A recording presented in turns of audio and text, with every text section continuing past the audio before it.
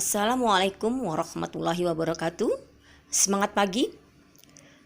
Hari ini tanggal 15 Januari tahun 2021 kita bertemu lagi pada mata pelajaran PKLH ya anak-anak. Untuk minggu ini kita atau belajar lewat video. Untuk minggu depan insya Allah kita Zoom ya. Nah, pertemuan kali ini kita bahas di bab 4 ya, di semester kedua, pengelolaan sampah di Kota Balikpapan. Salah satu yang menyebabkan menurunnya kualitas air adalah menumpuknya sampah. Ya.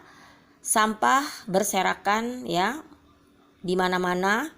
Kemudian bahkan sampah juga ada yang dibuang dalam paret atau selokan. Nah, itu yang menyebabkan ya air yang ada di selokan tersebut tidak bisa mengalir ya anak-anak ya.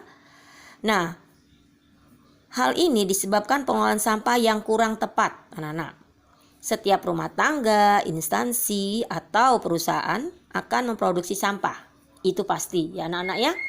Tentu bahkan ratusan ton sampah yang dihasilkan penduduk Kota Balikpapan itu setiap hari harus dikelola dengan baik ya, agar sampah tersebut ya bisa bermanfaat dan tidak menjadi masalah bagi penduduk yang ada di Kota Balikpapan.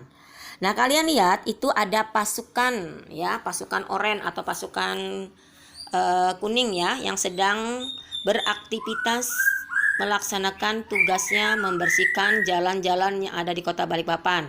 Jadi sungguh mulia ya tugas mereka ya anak-anak ya.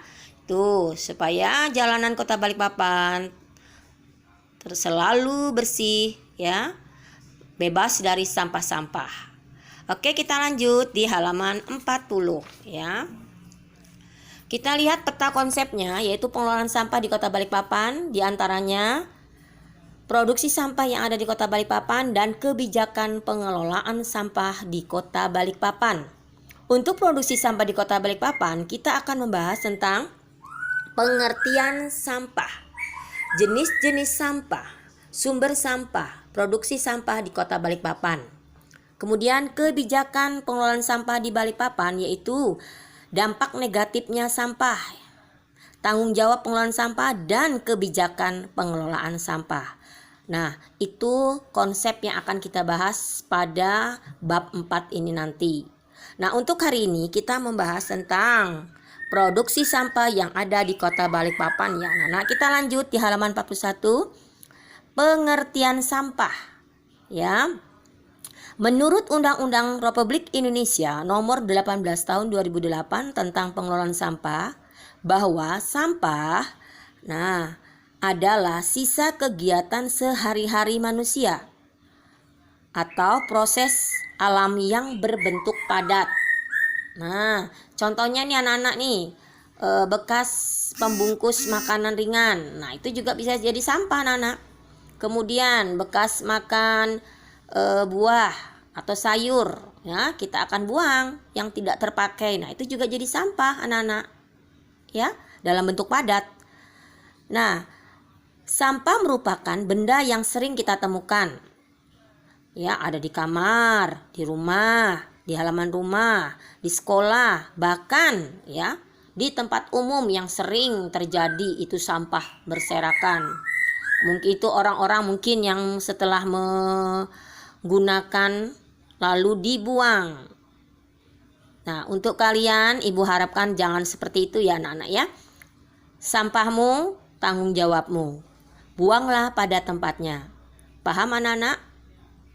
Oke, kita lanjut dengan jenis-jenis sampah ya. Sampah dapat dipilah ya menjadi beberapa jenis atau golongan. Itu anak-anak kita lihat ya. Tuh. Penggolongan sampah yang sering digunakan adalah, kita buka halaman 42 anak-anak, sampah organik dan sampah anorganik. Nah, kita lihat ya. Sampah organik itu terdiri atas bahan-bahan penyusun tumbuhan dan hewan yang diambil dari alam atau dihasilkan dari kegiatan pertanian, perikanan, dan yang lainnya. Ya, ingat itu misalnya nih dari sisa tepung, sayuran, kulit buah, dan daun. Kemudian sampah anorganik. Sampah berasal dari sumber daya alam tak terbarui seperti mineral dan minyak bumi atau dari proses industri. Ya anak-anak ya. Nah, sampah anorganik pada tingkat rumah tangga tuh misalnya botol kaca, botol plastik, tas plastik, dan kaleng. Nah, itu juga menjadi sampah anorganik anak-anak ya, karena susah sekali untuk diuraikan. Beda dengan sampah organik ya anak-anak ya.